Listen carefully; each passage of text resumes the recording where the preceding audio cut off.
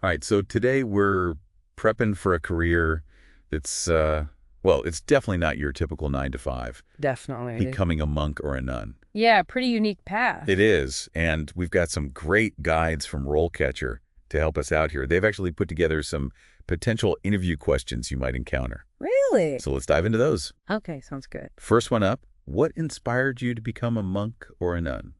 Seems pretty simple, but how do you, like, really nail this in an interview? Well, I think you have to think about this one like you're sharing your spiritual journey, Okay. those moments that, really led you here. It's not just about saying, I've always been religious. You have to kind of go deeper than that. Right. So it's like, what really sparked that yearning for this life? What were the struggles or the triumphs that kind of solidified your decision? Exactly. They're looking for that genuine calling, not just a passing interest. You want to share those turning points that show how deep your commitment really is. Okay. And then be ready for some follow-ups too, right? Oh, yeah, for sure. They might ask you to elaborate on an experience or talk about how a specific challenge impacted your spiritual growth. Gotcha. Okay, next question. What are some of the challenges you've encountered as a monk or a nun? Feels like honesty is really key here. Yeah, definitely. But it's more about showing self-awareness and resilience than just kind of dwelling on negativity. Right. So share the challenges, but really focus on how you've overcome them and how you've grown. Okay, so for example, maybe you initially struggled with adapting to a more structured lifestyle. Uh-huh. How did you adjust to that? Or like navigating those community dynamics? How did you learn from those challenges? Exactly. And don't be surprised if they dig a little deeper here either. Oh, really? Yeah, they might ask about specific steps you took to overcome that challenge, or how that experience has shaped your approach to community living. I see. So really looking for that growth and that adaptation. Mm-hmm. Okay, this next one's a little more specific. How do you balance your spiritual life with your duties as a monk or a nun? Almost feels like a time management question, Yeah, it does on the surface. but I feel like there's more to it. Oh, yeah, for sure. It's really about showing how your spiritual life fuels your duties, not just how you juggle the two. Okay, so how does prayer or meditation actually inform your service to the community? Exactly. So it's not just about squeezing in prayer time, but showing how those practices enhance your work. I see. And I bet there's some follow-up questions here too. Oh, there will be. They might ask for a specific example of how your spiritual practice has influenced your approach to a certain duty, or how you make sure your spiritual life remains a priority with all of your other responsibilities. Okay, that makes sense. And Okay. this one sounds kind of intense. How do you handle conflicts within the monastic community? Even in like a peaceful setting, disagreements are going to happen. Oh, they definitely happen. And this is where those negotiation skills come in. They want to see that you're community minded, but also that you're capable of handling conflict in a constructive way. Right. So it's more about emphasizing a peaceful resolution, not just avoiding conflict altogether. Exactly. Highlight your approach, things like open communication, active listening, seeking mediation if you need it. And be prepared for follow ups here, too. Like what? Describe a time you had to resolve a conflict in a group setting, or how would you approach a situation where someone in the community was breaking a rule? Got it. Okay, next step. How do you incorporate service to others into your monastic life? This is all about connecting your calling to action. It really is. It's about showcasing how your faith translates into that tangible service. Mhm. Remember, service is a huge part of many orders, so connect your motivations to that broader mission. So whether it's teaching maintenance outreach, it's all about showing that your spiritual life isn't just inward focused, but it drives you to, really contribute to the well-being of others. Exactly. And, they're probably going to want to probe a little deeper here. Okay, so what should we expect? They might ask, what specific forms of service are you most drawn to? Or how do you see the role of service evolving in a monastic context? Okay, interesting. Okay, this one feels really deep. How do you stay committed to your monastic vows? This gets to the core of this whole lifestyle, right? Absolutely, it does. It's about showcasing that unwavering dedication to this path that you've chosen. Be honest about the challenges, but reaffirm that commitment. So maybe you could talk about how prayer and the community support keep you grounded, or how reflecting on your initial reasons for taking the vows helps to like rekindle that dedication. Yeah, those are great examples. And be prepared to share how you handle moments of doubt, too. Oh, right, because those are going to happen. Of course, they might ask, have you ever questioned your commitment? How did you work through that? Or what practices help you renew that sense of dedication? Makes sense. Yeah. Now, this next question is something I think anyone in any career can relate to. How do you handle burnout or exhaustion in your monastic life? That's so true. And it's about self-awareness and well-being. They want to see that you prioritize self-care even within this demanding spiritual lifestyle. So talk about the practices that recharge you. Maybe it's spending time in nature, maybe it's a creative outlet, or just some quiet reflection. Exactly. And don't be afraid to mention the support that you receive from your community. Right, that's huge. Yeah. Follow-up questions here might be, what are your personal red flags for burnout? Or how would you approach a fellow community member who seemed to be struggling? Okay, so it's about recognizing it in yourself and others. Mm-hmm. All right, last one. This one calls for some serious vision. What is your vision for the future of your monastic community? This goes beyond just joining. This is about contributing. Exactly. It's about showing that you're invested in the community's growth and evolution. Yeah. Do you see their outreach expanding, their commitment to social justice deepening? So it's about sharing your hopes and dreams for the order while understanding that you're joining an existing tradition. Exactly. Be enthusiastic, but also collaborative and respectful of the community's history. And I bet they have some follow-up questions for this one too. Oh, of course they might ask, how do you see your individual skills and passions contributing to this vision? Or what steps would you take to initiate positive change within the community?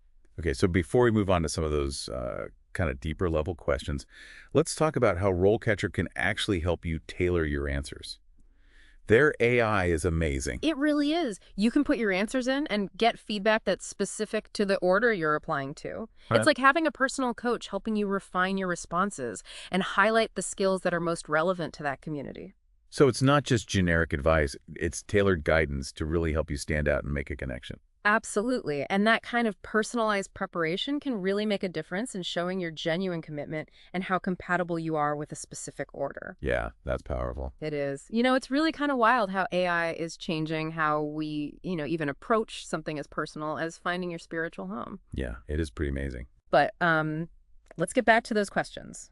We've covered some of the big ones, but RoleCatcher's Guide goes even deeper into, what those interviewers are really looking for. Okay, so it's not just about giving the right answers. It's about understanding, like, the intent behind the questions. Exactly. Okay, can you give me an example? Yeah, let's take that question about challenges. On the surface, they're asking about difficulties, but what they're really trying to do is assess your capacity for self-reflection and growth. So it's not just about, like, listing off hardships, but showing how you've actually transformed because of them. Yeah, exactly. How have those challenges shaped your understanding of yourself, your faith, and your commitment to this path? That makes sense. So they want to see that you're embracing those challenges as opportunities for spiritual development. Right. Okay, what about that question about balancing your spiritual life with your duties? What's the deeper meaning there? Well, I think they're really looking for that holistic approach. Do you see those two things as separate, or are they deeply intertwined? They want to see that you understand how your spiritual practices inform and empower your service to the community. So it's not about compartmentalizing, it's about really integrating those two parts of your life. Exactly. Your answer should show how your spiritual life isn't just a personal practice, but something that flows into every part of your service. Okay, that makes sense. Let's talk about the conflict resolution question. What's kind of the hidden message there? Well, I think they're trying to assess your ability to navigate the complexities of community living. Can you maintain harmony while also, addressing disagreements in a way that's constructive? Okay, so it's about more than just saying you're a peacemaker. You need to actually demonstrate those skills. Yeah, for sure. Share examples of where you've actively listened, where you've sought common ground, and how you've helped to facilitate compromise. Gotcha. So they want to see you approach conflict with maturity and a genuine desire for reconciliation. Okay, what about the question about integrating monastic life with the wider world? What are they really getting at there? I think they're trying to understand your perspective on, the role of a monastic order within society. Is it a complete retreat from the world, or do you see your spirituality as something that compels you to engage with some of those bigger issues? Okay, so this is where you could highlight your interest in things like outreach programs or social justice initiatives or even interfaith dialogue. Exactly. Show them that your monastic life isn't just inward focused. It's about demonstrating that your spirituality isn't something you hide away, but something that inspires you to make a positive impact. All right, now let's talk about handling burnout. What's the underlying message there? Well, they want to see that you're self-aware and that you prioritize your well-being. Even in a spiritual context, recognizing your limits and taking care of yourself is crucial. So it's okay to admit that you need time to recharge, Absolutely. whether it's through nature or creative pursuits or even just quiet contemplation. Exactly. And don't hesitate to mention the importance of leaning on your community for support. They want to see that you understand the value of self-care and that you know how to access resources when you need them. And finally, that question about your vision for the future of the community. What's the real message there? Well, I think they're assessing your passion, your commitment, and your potential for leadership. Do you see yourself passively joining a community or actively contributing to its growth and evolution? Okay, so it's about articulating your hopes and dreams for the order while still being mindful of its existing traditions and values. Right. Express your enthusiasm, your willingness to collaborate, and your desire to play a role in shaping a positive future. Now, before we move on, I want to circle back to something you mentioned earlier about RoleCatcher's AI and how it can help tailor your answers. Can you elaborate on that a bit more? Sure, RoleCatcher's AI can actually analyze your responses, and then it gives you feedback that's tailored to the specific order that you're applying to. It goes beyond generic interview advice and helps you highlight those skills and experiences that are most relevant to that community. So it's like having a personalized prep session for each interview. It's helping you show how you're genuinely a good fit. Exactly. It helps you refine your responses, emphasize your strengths, and show that you have a deep understanding of the order's values and priorities. That's incredible. It's amazing how technology can even help us on a journey as personal and spiritual as this. It really is. And speaking of that journey, let's shift gears a bit and talk about some of the key insights from RoleCatcher's Career Guide. It's not just about interview prep. It's about understanding the day-to-day reality of monastic life. Okay, so what are some of the things that surprised you or stood out to you in the guide? One thing that really struck me was the emphasis on social perceptiveness.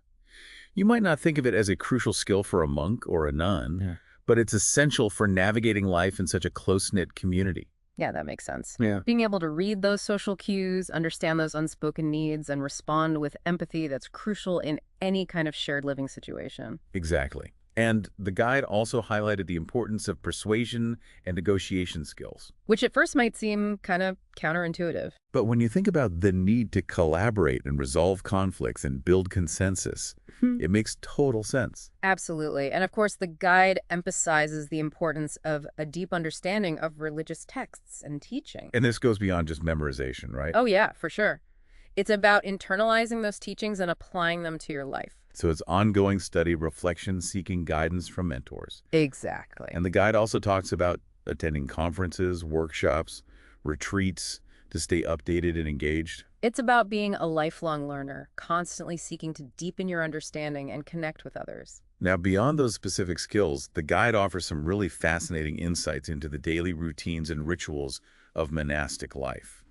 What stood out to you there? Well, one thing that kind of surprised me was the variety of tasks and responsibilities that monks and nuns take on. It's not just prayer and contemplation. Oh, really? So what other kinds of things are they doing? Give us a glimpse into a typical day. Well, it really varies depending on the specific order and the individual's role, but it often includes things like gardening, cooking, cleaning, maintenance, teaching, administrative work, community outreach. Wow. So it's very hands-on. It is, and it requires a balance of physical, mental, and spiritual discipline. The guide also mentions the importance of silence and solitude. Can you elaborate on that a little bit? Yeah, silence isn't just about the absence of noise. It's about creating that space for inner reflection, contemplation, and a deeper connection with the divine. So it's about quieting the mind and opening yourself up to a different way of experiencing the world. Exactly. And solitude, which is often misunderstood, isn't about isolation or loneliness. It's about intentionally creating space for introspection and prayer and growth. So being comfortable with yourself, your thoughts and feelings, with something greater. Precisely. And the guide emphasizes that both silence and solitude are crucial for cultivating inner peace and deepening that spiritual awareness. Now, before we move on to the final part of our deep dive, I want to touch on something we haven't talked about yet. The different types of monastic orders. The guide mentions that there's quite a bit of variation out there. Yeah, there really is. Some are primarily contemplative, focusing on prayer and meditation, while others are much more active, emphasizing service and social justice. So it's not like a one-size-fits-all. There are different flavors of monastic life. Exactly. And the guide encourages you to research different orders and find one that resonates with your values and aspirations. So you have to consider things like their focus, their core beliefs, their approach to community life, their level of engagement with the world. Absolutely.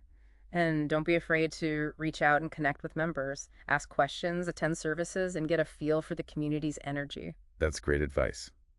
Now, in the final part of our deep dive, we'll explore some more of those questions that might come up and some final tips for navigating this unique career path. We'll also touch on the importance of discernment, truly listening to that inner voice and following the path that feels most authentic to you. So stick with us as we continue to unpack this fascinating world.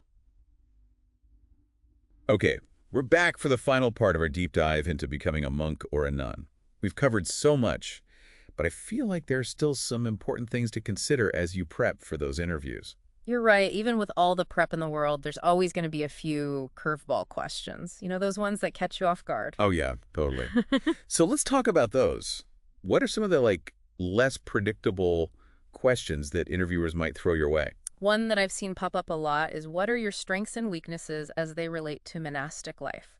And this one really requires some serious self-awareness. Yeah, because it's not just about listing generic strengths and weaknesses, right? Mhm. You have to connect them specifically to this lifestyle. Exactly. For strengths, you might highlight things like your discipline, your compassion, your love of learning, or maybe your ability to find peace in solitude. But remember, you got to back those up with concrete examples. Right? Don't just say you're disciplined. Describe how your daily routine reflects that discipline. And what about weaknesses? How do you address those without, sending up red flags? Honesty is key, but you got to frame them in a way that shows self-awareness and a desire to grow. Maybe you're prone to overthinking, or you struggle with patience sometimes. Acknowledge those weaknesses, but outline the steps you're taking to work on them. So maybe you're practicing mindfulness to combat that overthinking, or consciously working on active listening to cultivate patience. It's about showing that commitment to personal growth, even in those areas where you struggle. Precisely. Another question that might surprise you is, what is your understanding of the vows of poverty, chastity, and obedience? This is about more than just reciting the vows. It's about showing that you really get their significance. Okay, so it's not just knowing the words, but understanding what it really means to live a life of simplicity, to renounce those material possessions, and to dedicate yourself fully to God and your community. Right. You might talk about how the vow of poverty frees you from worldly distractions, allowing you to focus on spiritual growth, or how the vow of chastity enables you to cultivate a deeper love for humanity without those romantic attachments. And then there's the vow of obedience, which a lot of people might see as restrictive. But it can actually be a path to liberation, Right. right? Because it allows you to surrender your ego and align yourself with a higher purpose. Exactly. It's those kinds of insights that interviewers are really looking for. They want to see that you've thought deeply about these vows and what they truly mean. Now, beyond those specific questions, there's a bigger element to interview prep that's crucial research. Absolutely. Research is essential. You need to find the order that truly resonates with your spiritual calling. Don't just jump at the first opportunity. Right. Take your time. Learn about different traditions and practices and communities. Think about their focus. Is it contemplative active or a blend of both? What are their core values and beliefs? How do they approach community life and service? And reach out, connect with members, attend services, ask questions, and get a feel for their energy. That's such good advice. The more you understand about different orders, the better you'll be able to choose the one that really fits. Exactly. And that's another area where RoleCatcher's AI can be super helpful. Their platform lets you research different orders, compare their values and practices, and even connect with current members. So it takes a lot of the guesswork out of the process, which can feel overwhelming when you're starting out. It does, and it can help you avoid those, what have I gotten myself into, moments down the line. Okay, so as we wrap up our deep dive into the monk and nun life, I want to leave our listeners with one final thought. The RoleCatcher Guide mentioned that technology has relatively little impact on this career path, which I thought was really interesting. It is interesting, especially in a world that's becoming, so dominated by technology. This path offers something unique, a life focused on inner peace contemplation and connection with something bigger than ourselves. So as you embark on this journey, think about this. How will you navigate that tension between the pull of the modern world and the call to a simpler, more spiritual life? It's a great question to ponder, and one that will likely guide you throughout your monastic journey. And remember, as you prepare for those interviews, research different communities, and ultimately make your decision. RoleCatcher has all kinds of resources to help you navigate this path with clarity and confidence. So well said. I hope this deep dive has given everyone a glimpse into the richness and the complexity of the monk and nun life, and maybe even spark something within you, a desire to explore your own spiritual depths, or consider a life that's dedicated to something beyond the material. It's a path that takes courage, commitment, and a true sense of calling. But for those who are drawn to it, it can be an incredibly transformative and fulfilling journey.